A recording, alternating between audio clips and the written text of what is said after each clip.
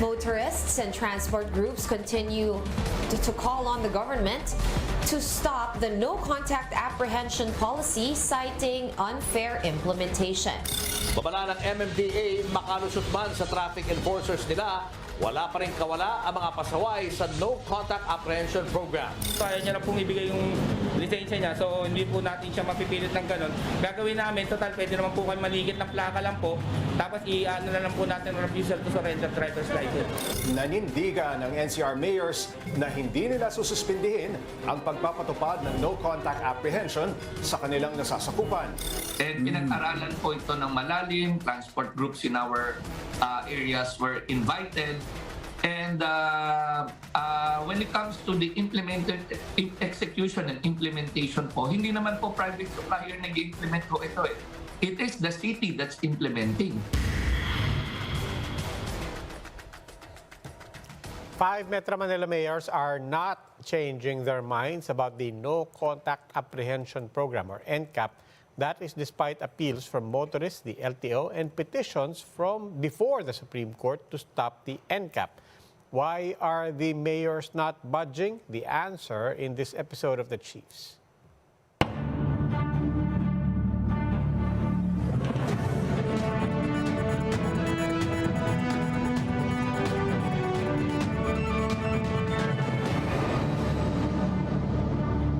Welcome to The Chiefs. Ako po si Roby Alampay. Kasama ko po si Lingao dito sa studio. And then online, kasama natin si Pamintuan of the Philippine Star and Luchi Cruz-Valdes of News 5.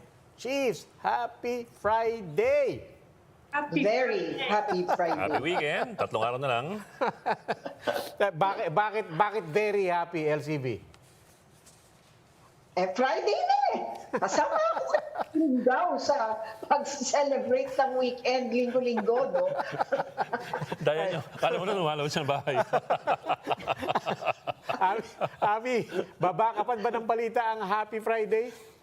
Merong konting good news naman. Nangako daw yung mga major supermarkets, at least 3, SM, Robinsons, and Pure Gold, na ibababa yung presyo ng asukal at 70 per kilo. Pero limited lang kayo, 1 bag per customer per purchase. 1 kilo lang yata no? At Limit. 1 kilo lang.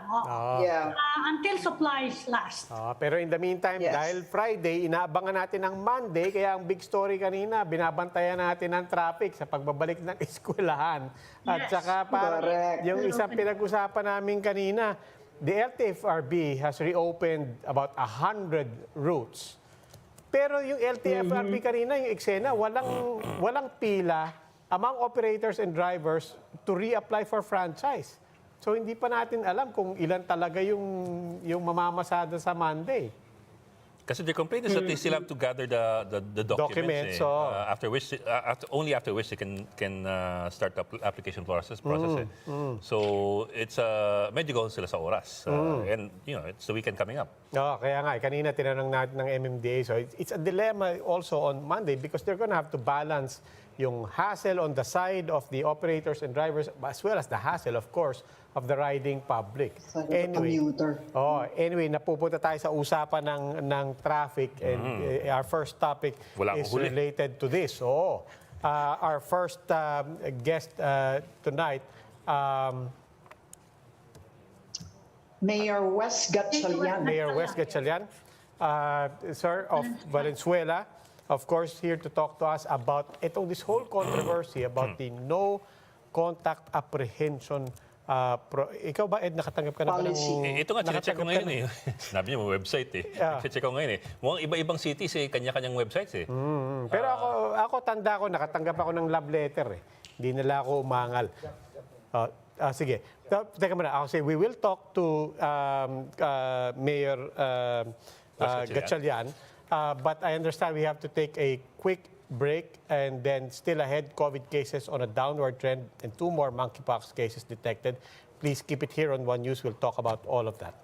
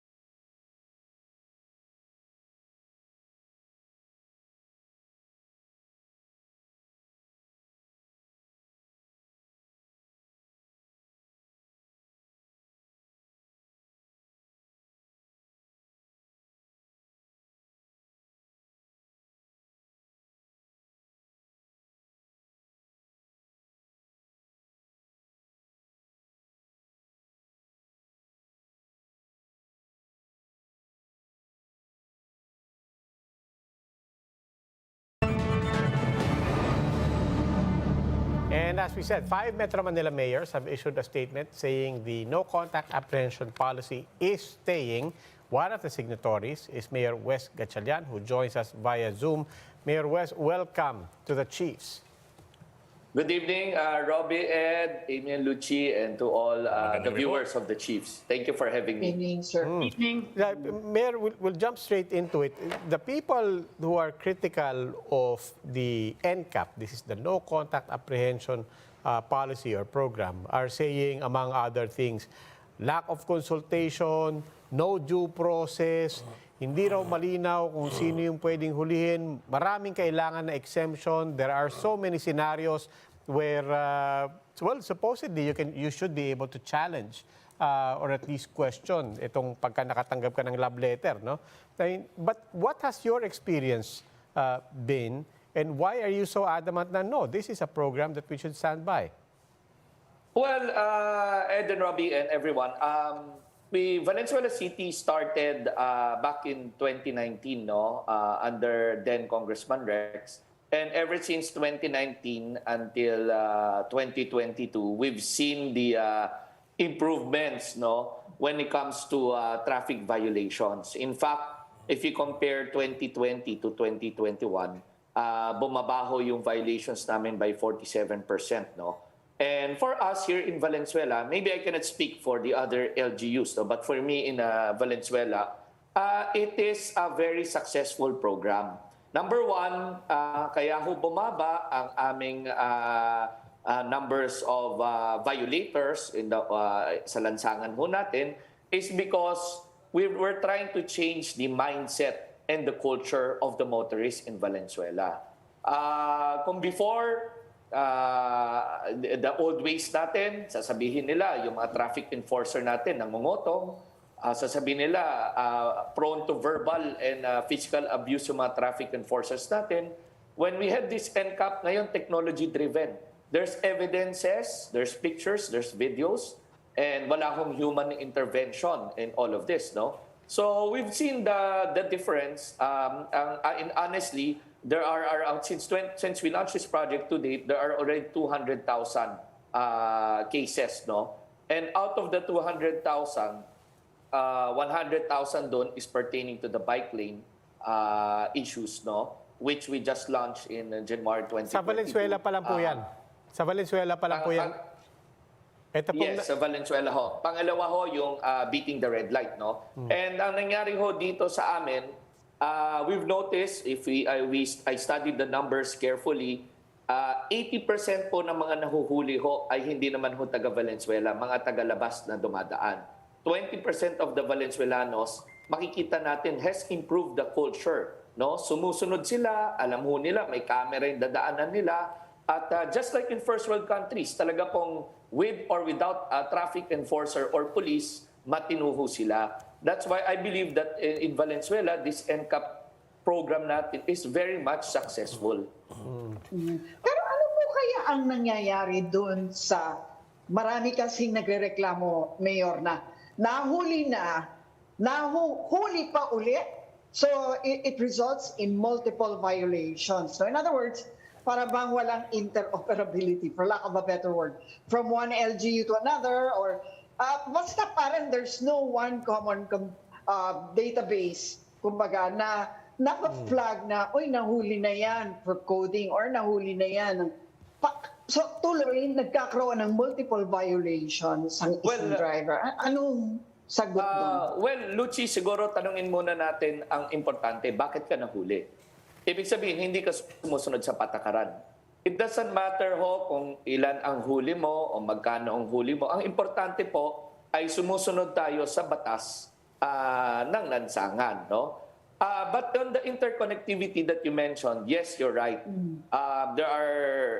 We have not received any guidelines from LTO. Each of the LGU has their own sets of ordinances and guidelines, no? And each of us, in fact, not all Metro Manila has NCAP, no? So yan siguro, Luchi, ang something that we might want to discuss, no? And now that we are already together, nakita niyo naman, we had the joint statement together. All the 5 mayors, including MMDA, are united in this endeavor. Siguro yun the things na pag-usapan natin. A common penalty, a common guideline to guide us. Ang problem ho dito na nangyayari, that's why all of these past days we've been hearing news and all the hula-balus here, is because ang LTO ho, hindi naman kami kinausap eh. Kanina, I think Ed and Roby mentioned na wala daw, I think you mentioned walang website, walang sapat na public consultation dito. Yung lumabas ho since last week, ang LTO nga ho, naglabas na memo dated August 10 to stop the linkage of the computer of NCAP to LTO without even consulting the 5 mayors. Then you left us hanging in our own city. And always remember that LGUs have local autonomy. We're not under the national, no? So if it's for the safety of the motorists and for the convenience of motorists, we have to do what we have to do. Nagulat na lang ho lahat ng mga 5 mayor po, ni ako mismo personally, even to date ho, ma'am, I haven't received any call na with LTO na, hey, let's talk about all this that na lumalabas sa media, all the issues, no? So siguro, it is right to discuss and open this discussion. Yes, sir. Pero bago po tayo magpatuloy dun sa yes, yung LTO mukhang, sabi nga ni Congressman Salceda, no, medyo nag-flip-flop at may kaguluhan. Pero bago po tayo tumuloy sa guidelines, ang basic questions po ng mga mananakay at ng mga, lalo na yung mga, yung TNVS, mga taxi, hindi naman sila yung nagbabiolate. Pero sila nagbabayad pagka nagpa-register sila ng kotse nila, sila nagbabayad ng violations ng mga driver nila. Paano nga naman yung ganon? Parang hindi ba may injustice nga ron? And this goes for people who have personal family drivers, no? Hindi naman yung may-ari ng vehicle yung pero ang matitikitan yung may-ari ng vehicle. Paano yung mga ganon? Well, I think you're referring to, in your first question doon sa public transport, you're referring to the issue of the operator and the driver. Right. I think that was also brought up by the transport group. Yan, Ma'am Luchi, yan, it's something na magandang matrash out yan. Because during my public hearings in Valenzuela and after studying our data, talagang lumalabas po na ang biktima ho dito yung operator kasi one unit has multiple drivers. And ang nangyayari po sa Valenzuela, pag nahuli ho, yung driver magre-resign, magtatrabaho sa ibang transport company, naiiwan yung burden sa operator. I agree with that. I think LTO should have a guideline and study this carefully kung paano natin mababalanse yung burden, no? But then again, there should be open discussion. That's one first and foremost. And second, babalik na naman tayo, Luchi. Bakit ka nahuli? So it means na, we should instill the discipline. No matter what private vehicle or your transport group, kung sumusunod naman po talaga tayo at may disiplina, yun po ang essence ng NCAP. Medyo nalalayo lang lately because there's so many issues na lumabas in the past days. Yeah. Pati yung mga fine, iba-iba. Mayor, yung kaya nga nabanggit nyo yung bakit ka nahuli. Kasi matagal na rin ginagawa ng MMDA yung NCAP, wala naman nagre-reklamo eh. Kasi ang talagang tinututukan nila yung mga violation, beating a red light, yung making the wrong turn, di ba? Yung talagang blatant violation. Pero sa ngayon, pati yung lumagpas ka lang ng konti dun sa linya nila, meron ka ng 3,000 and people are complaining. Yun ang operator. Sobrang laki. I understand, mas maliit sa Valenzuela. Sobrang laki ng fine, 3,000. Magkano lang ang kinikita ng mga jeepney driver sa isang araw? Yun ang mga reklamo nila. Yes. Sabi nila, and I understand, hindi rin to problema sa Valenzuela. Yun daw mga traffic countdown timer, pinagtatatanggal. Kaya ang hirap-hirap, naiipit sila sa gitna and they have to pay for it kahit hindi naman sila nag-i-speeding. Yes. Ma'am Amy, I agree. Nakarating ho yan sa amin and in my social media accounts. Talaga hong meron tayo kasi yung tinatawag na adjudication committee.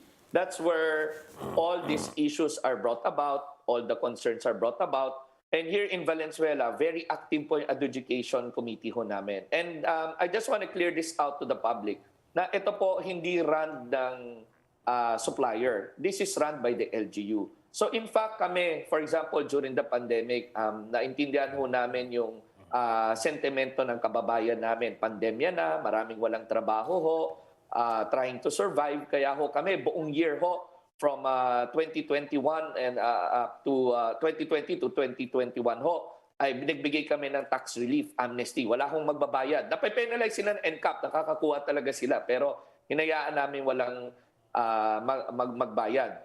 And doon ho na nakarating sa amin, it became, when we started the bike lane, yun na-mention nyo kanina, yung bike lane na minsan yung sasakyan tumawid lang na linya, may baka dalawang gulong lang.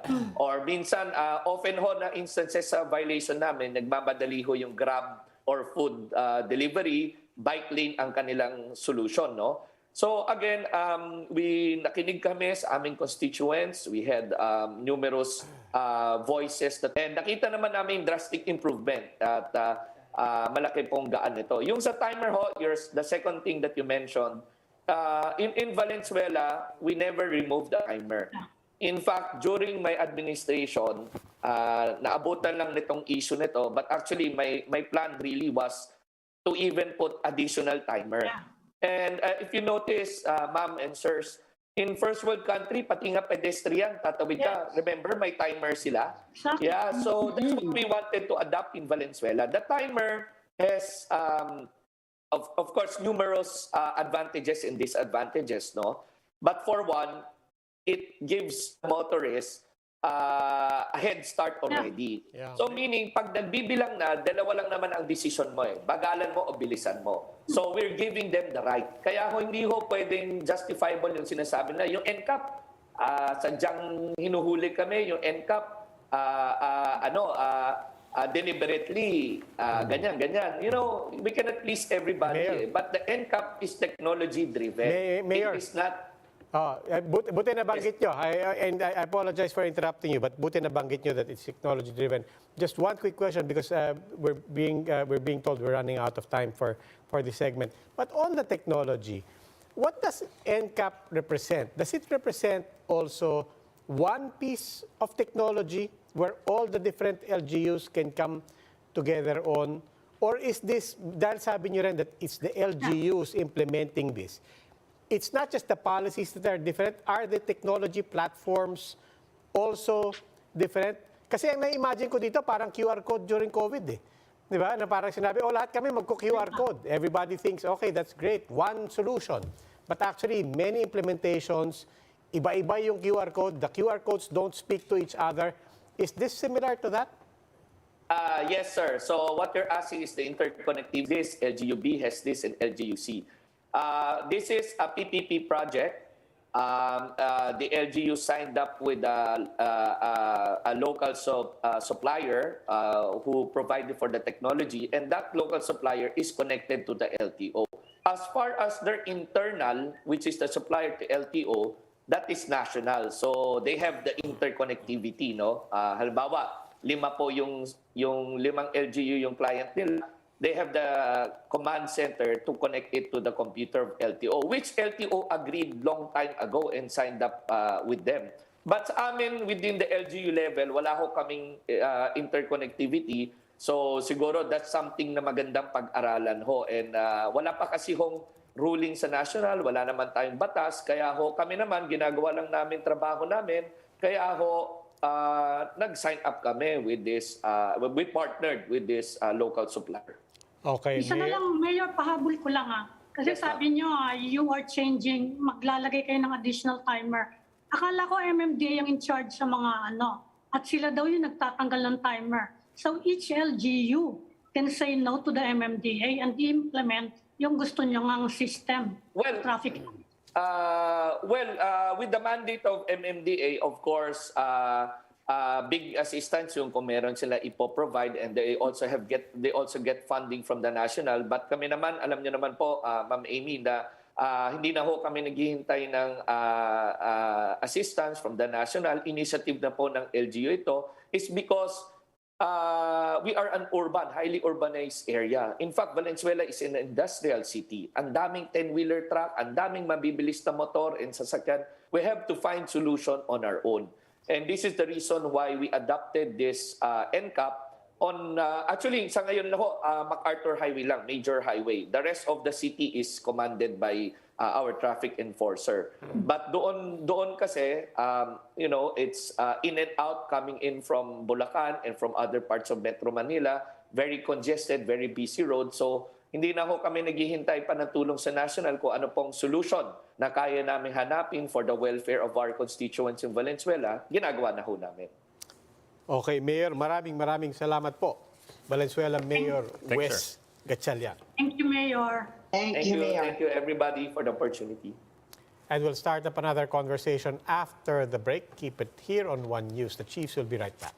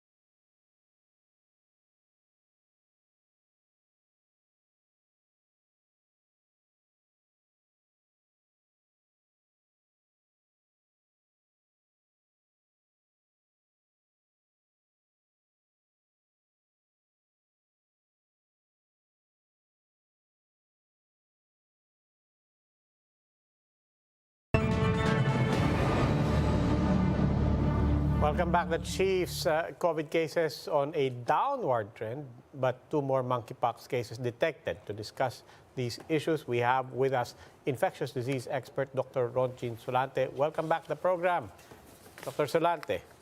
Good evening. Hi, Roby. Good evening. Doc. Ami and Luchi, good evening. Sir, classes about to start next week. Everybody's gearing up. Ano muna ang nakikita niyong sitwasyon? Well, actually, we are already in the downtrend of the COVID cases, no? And for me, that's not very good news because cases are still here, and we know that when you say downtrend, it will take 2 to 3 weeks before you really have a significant low number of cases. The other end there is the possibility, especially among those who will be going back to school, and the exposure will be there, no? But we have to deal with that, and it's important that the systems will be in place in schools, especially for testing, and the vaccination will still be enhanced. Particularly mga magtuturo, no, yung mga guro na naririnig natin ngayon na medyo mababa pa rin ang vaccination rate ng mga teacher. So I think it's something that the government, no, the schools should always do something about this. Yes, but Dr. Solante, all of that said, you still taking just this downward trend over the past week, over the past days. What does that represent? I mean, what phenomenon or what trend does that actually represent? Given that over these past few days, these past few weeks, talagang kita natin, traffic has come back, people are commuting back to work, the economy is starting to rev back, starting to get some momentum. So why the downward trend nonetheless? There are 2 possibilities on that, no, Robbie. One is there may be the BA5 is able to really infect all the vulnerable population, all that are susceptible, to the point that there are only remaining number of people that are still having a very good immunity against the infection that are protected or continuously protected. Okay, so that's one of the scenario. The other scenario there is that maybe the wall of immunity is more or less has been maintained, and it was not able to really the predicted number of cases that somehow there was a prediction it will go as high as 25 to 30,000 has not been realized, no? And I think it's important that it's not only vaccine that can protect us, it's also the health protocol. Even with mobility increase now, but you see a lot of people are still wearing the face mask and are still careful. And at the same time, we see in the ground, a lot are taking the antivirals even when they have mild diseases or mild symptoms. So all of this factoring in, we have a very manageable number of cases.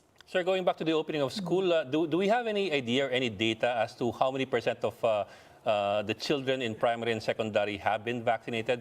Kasi di ba, mga bata sa eskwelahan, ano yun, nagpapalitan ng uhog yan halos eh. Yeah, that's one thing that I don't have that data. That's a very good, important question, no? Because we should know how many, especially the 5 to 11, no? Because when you talk about the 5 to 11, they have not been boosted yet, and this is a variant that really evade those even when you have primary vaccine series. 20% lang daw, Doc, ang vaccinated sa school-age children. So, I understand you had a proposal to redefine vaccinated. No? Ano na nangyari doon sa proposal nyo?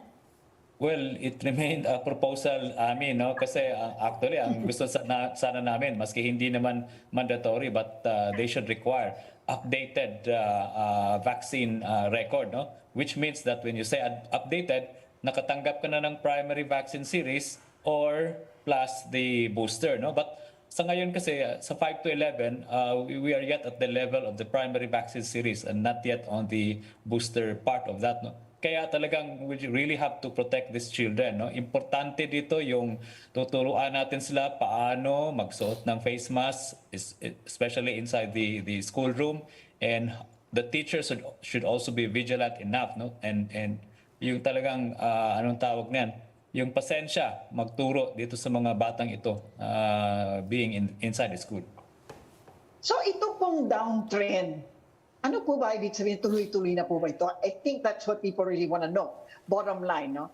Or I mean, can we safely say, halimbawa, na we have peaked and we are now ready to go back to real normal? Yes, Luchi, no, I was comparing this peak compared to January. You notice nung January, ang bilis ng taas, ang bilis din ng baba, no? But this type of peak now, ang bagal niyang tumaas, tapos nagpa-plateau, tapos there was a time, bumaba siya, umakyat uli. And now, for the past, I think 4 to 5 days now, pababa yung trend, no? And I think the modeling with OCTA is that when you have this type of downtrend, mukhang tuloy-tuloy na to na pababa, because the slow down trend is an indication that slowly people are not already been infected and there are new significant number of cases that are reported in a day. That also includes the antigen test, kasi yung sa modeling nila like 20,000 a day, including factoring in the antigen test, no? Medyo mataas-taas pa rin yan, but it's not as high compared to the BA2 in January, which we have 30,000 in one day. But on the other hand, mataas pa din daw yung deaths, Doc. Anong ibig sabihin nun? Even the World Health Organization said mataas pa rin yung deaths, although bumababa na daw globally yung cases. Well, ang nangyari kasi ngayon, no, ang hindi ito cumulative death to amin, no, hindi naman to yung real time na ito yung mga death na like in 1 day or 2 days, no. These are mga reviewed cases na I think based on our experience sa mga hospitals, these are not the death that we experienced with Delta, yung talagang nakulangan ng oxygen, no. Although 20 to 30% of those talagang meron talagang severe pneumonia, but some of these deaths are parang tinatawag natin na indirect complication of COVID, kagaya ng nag-stroke, nag-bleed ang brain, no? Or nag-bleed ang bituka. Then nag-positive sila sa COVID. So ang mag-declare mo niyan, COVID positive pa rin, but these are not the usual COVID complications na nakikita natin with respiratory failure, yung talagang kulang sa oxygen. Sir, pero natitrigger nga niya yung death, di ba? Kapag yung ganyan mga problema. Yes, as I've always mentioned, no, in most of the conversation, we should not be complacent because most of the death na we experience are those the vulnerable population, 60, 70 years old, and a lot of this with comorbidities. That's why it's important, no, that when we recommended the second booster, lahat ng may mga comorbidities, because the comorbidities are the multiplier of risk of death, aside from, of course, being elderly. Sir, if you don't mind, I'll move on to monkeypox. We've had 2 new cases discovered and announced just today.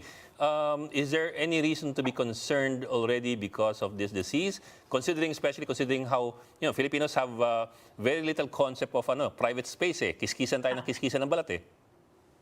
Yeah, so I would like to ask 2 or 3 questions about this, no? On the side of how we are prepared for this monkeypox. Number 1, with the 2 new cases, what is the impact of these 2 new cases in our preparedness? Malawak na ba yung preparation natin? Are we doing the adequate surveillance, testing enough? Pangalawa, with these 2 new cases, what other further steps that we need to take in order to control and not have additional cases, no? At saka yung pangatlo dito, yung are we just really dealing with the 3 cases, or are there unreported cases yet that we need to validate or something like that, no? So for me, maraming katanungan na I don't have any answer at this point in time, no? Ang gusto ko lang sasabihin nito, at our side, the medical side, mga clinicians, we want to enhance our skills in diagnosing monkeypox, no? The fact na it can mimic any skin infection or skin lesion, it's important for doctors to really do a very good history of travel, history of multiple contacts, and if all of those things na-consider niya, hindi niya masagot, and he has doubt, get the test and test that particular patient without hesitation. But Doc, how did we come up with the 3 cases that were discovered? Were these the only cases that went to the hospital and had questions asked and then were tested and diagnosed? Or is there any other system involved here? Well, as I've learned, these 3 cases have all history of travel, no? And they have skin lesions. And these skin lesions nung galing sila sa abroad, I think that was the motivation of the clinician to test kasi may history of travel.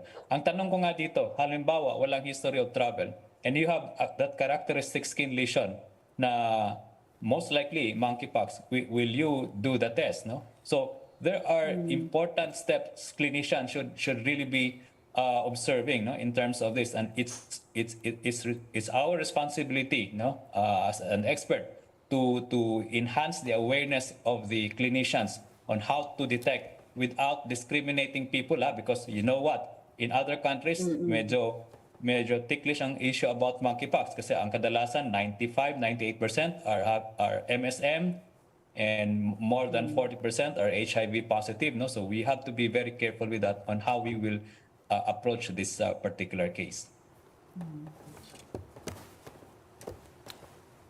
Okay, next maraming salamat po, Dr. Ronjin Solante. Thank you for joining us tonight and always a pleasure to have you with us on board. Thank you, Thank you. Salamat, Doc. Bye-bye. And next, we find out why a baker's group is asking for a 4 peso increase in bread prices. The Chiefs will be right back.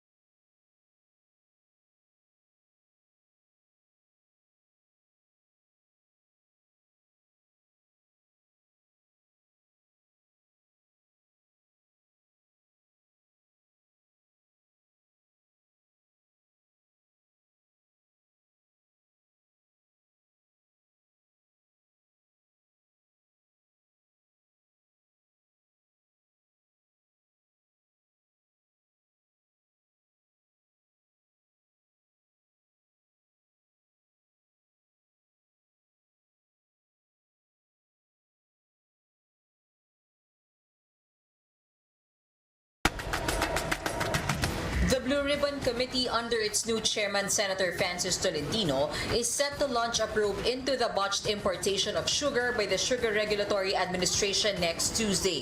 We will not be here to witch hunt, to have a fishing expedition. We will be here in the succeeding hearings to gather and uncover the truth. Kahit sino po ang masaktan, we will do what is right. Nagbabala ang Malacanang na magkakaroon pa ng mga susunod na raid sa mga bodega matapos salakay ng Bureau of Customs ang dalawang warehouse na ginawang imbakan ng libo-libong sako ng asukal. Industry stakeholders agreed to import 150,000 metric tons of sugar after a meeting with President Bongbong Marcos. Mas mura nang mabibili ang asukal sa ilang pamilihan sa Metro Manila.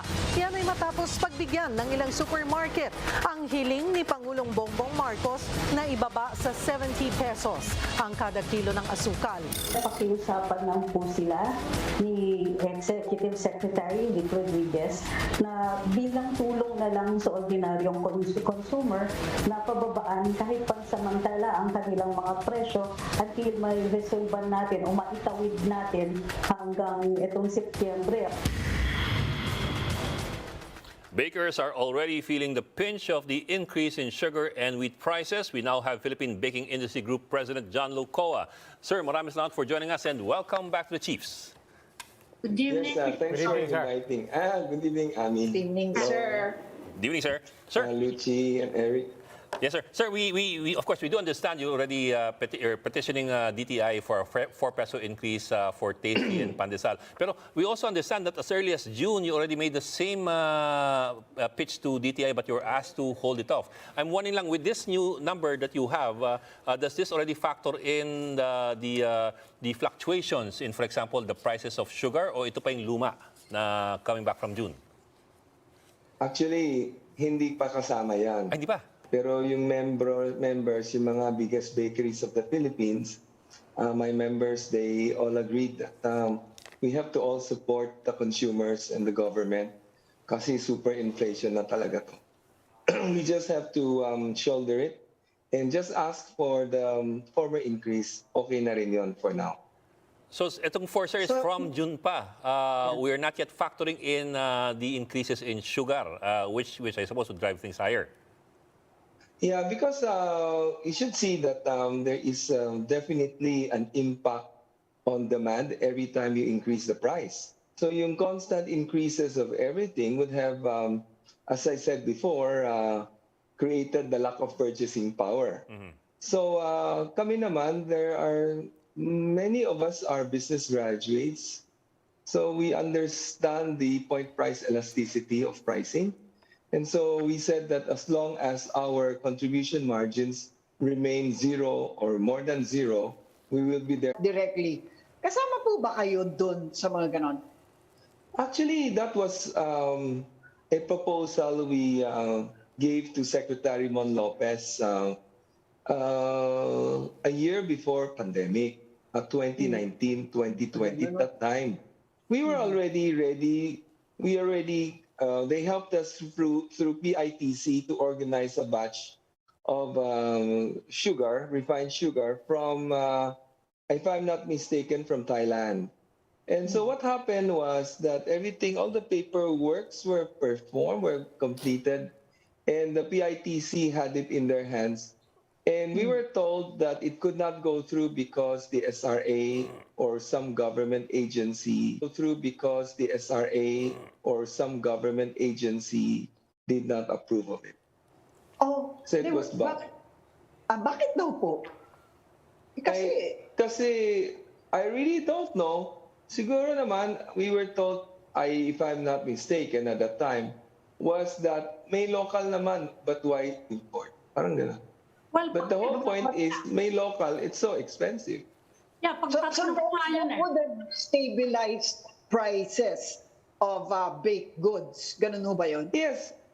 Siyempre, alam naman natin, for example, kung may small bakery tayo o tindahan, siyempre, kung bumili ka ng low, papatungan mo ng markup ng times 2 or 1 point something, low pa rin yung price mo. Pag high yung cost mo, multiply by the same markup, may magiging higher. So yung impact ng sugar, which amounts to about 12 to 18% of the total cost of bread, will of course jump the moment the price of sugar jumps. It's that simple, di ba? So there is multiplier effect. Yun nga itatanong ko, Mr. Koa, yung sinabi ninyo na mas mura talaga yung asukal sa ibang bansa, no?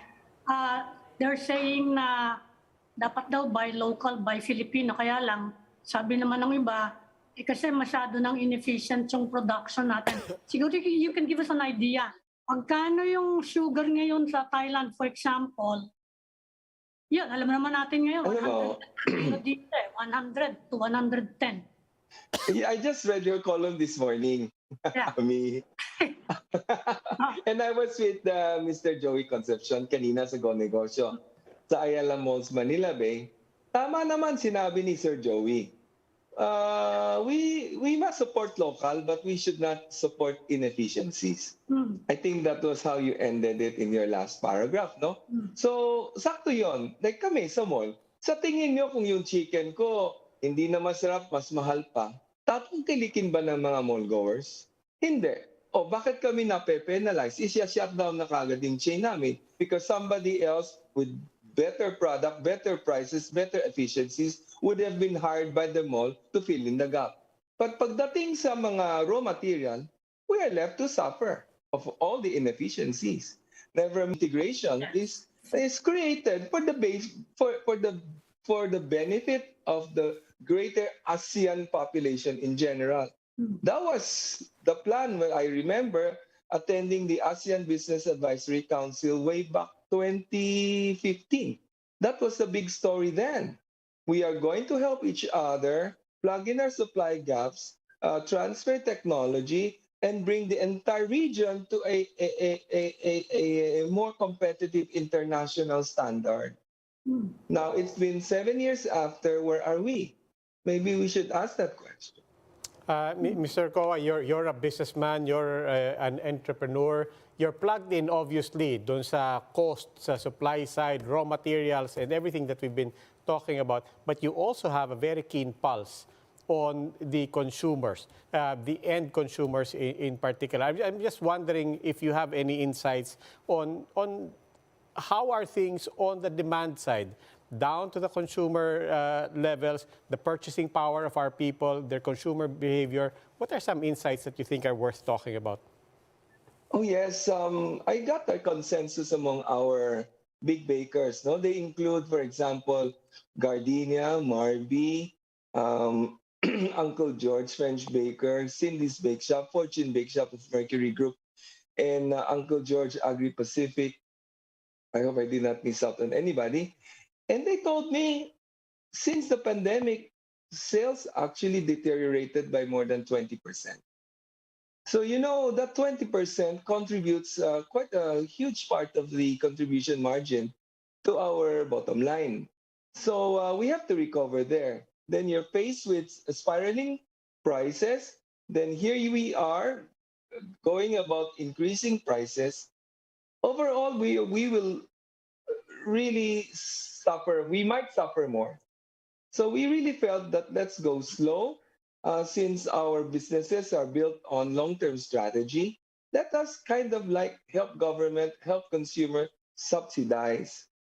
There is a drop in demand, and here you are creating inflation. This is weird. Normally, tataas ang price kung tumaas ang demand. Eh ngayon, bumagsak na yung demand, tataasan mo ng price. So you're going to handle a double-edged sword. Nakakatakot yun. So are you still maintaining your advice to yung small bakeries, di ba? Yan yung mga naghihirap din lalo ng gusto ngayon. Dati yung advice nyo huwag nyo nang palitin yung product nyo, just improve it, make it better. Pasarapin nyo Medyo na lang. taasan na lang ng konti ang presyo. Are you still maintaining that advice at this time? Kanina lang meron akong mentee na bakery. Na bakery, tinanong ako, nabaha daw yung kanilang pwesto sa may Taguig. Taytay na taytay. Okay ba magtayo pa ng bakery? So sabi ko, ate, pangalan niya yata Lolit. Sabi ko, Lolit. Habang ang pinag-uusapan ng Filipino worker ay, ano kayang merienda natin maya-maya? Yung ba yung pandesal na masarap? O yung ensaymadang nabili ng anak ko? O yung ba yung puto? As long as yan pa rin ang pinag-usapan, may negosyo ang mga panadero. Dahil bread is easy to carry. Maglagay ka ng 2 pandesal na may mayonnaise at may ham. Lagay mo doon sa handbag mo, sold na agad. Kulang na lang pantulak. So habang may ganitong insight sa consumer, we have a mission is to provide easy snack to fill up an empty stomach. So talagang small bakers, marami silang advantages over big bakers. Kami, we are constrained by capacity, by machinery, by workforce, by design. Sila, they can create a small bun, a medium bun, a big bun. They can create a special thing for a hospital, a special bun for deaf ed, a special bun for high school kids, a smaller bun for nursery kids. Can you imagine a hamburger bun this big for nursery?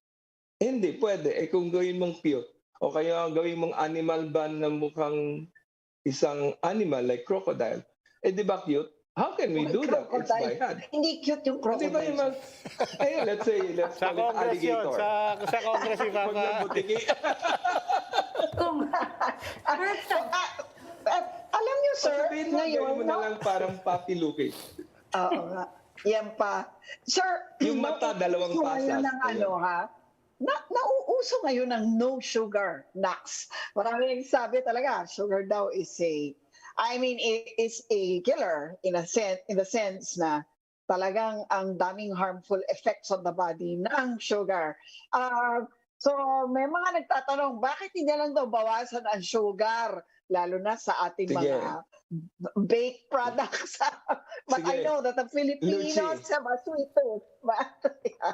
Ang dami ko nang convert sa baguette.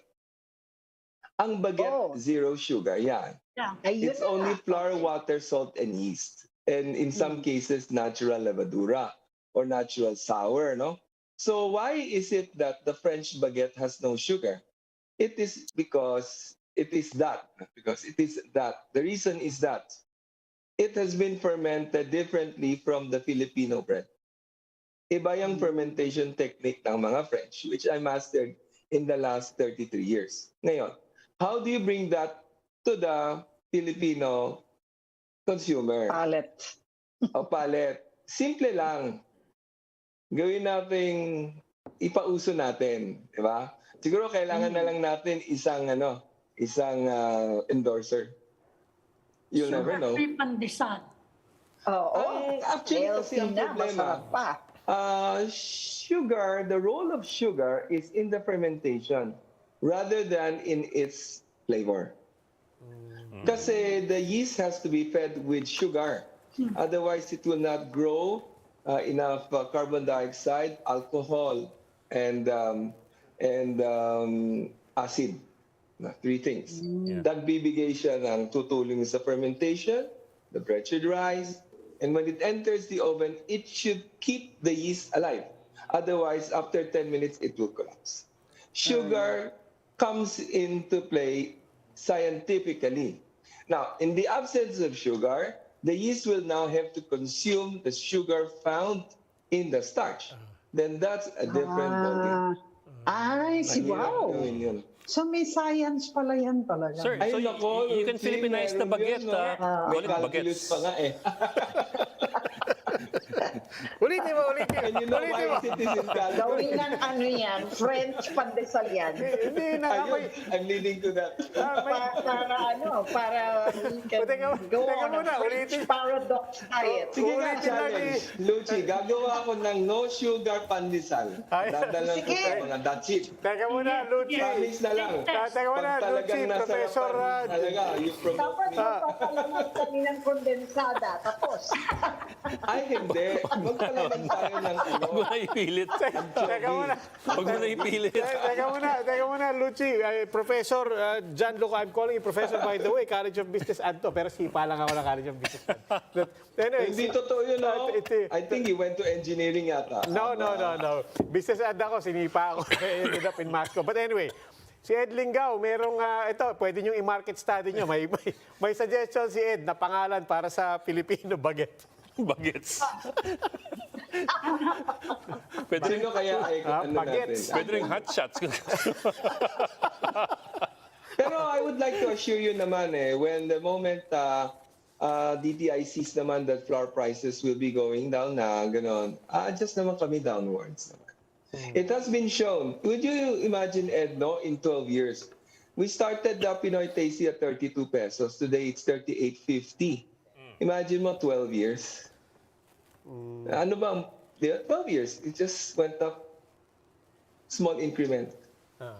Because our Phil Baking Group really wants to make sure that we have products for the vulnerable segment of the population para hindi mawala yung Filipino staple. Yeah. Sir, one last question, only because you already discussed all the ingredients. But wala bang consuelo on the other ingredients, particularly, of course, wheat. The last time you were here, we were talking about wheat. We now know the situation for sugar. But just round back to that. Kumusta na ang presyo ng all the other things that you need? Well, ang challenging talaga will always be heating, wherever it's coming from, whether electric, diesel, or LPG. Because many ovens still operate a lot of LPG heating devices, and some use diesel. Diesel kasi used to be very low price. So there are burners made in the US and around the world that uses diesel fuel to fire their ovens.